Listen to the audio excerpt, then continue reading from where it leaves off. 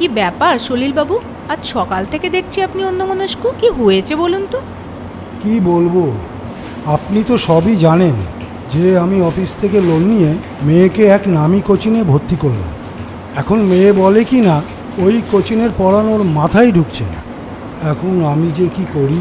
ও এই ব্যাপার, গত বছর আমার ছেলেরও একই সমস্যা হচ্ছিল, তাই ও কোচিংয়ের পর ডাউট ক্লিয়ার করার জন্য শুরু করলো এডুক্লিয়ার্সের রেমিডিয়াল পদ্ধতিতে পড়া।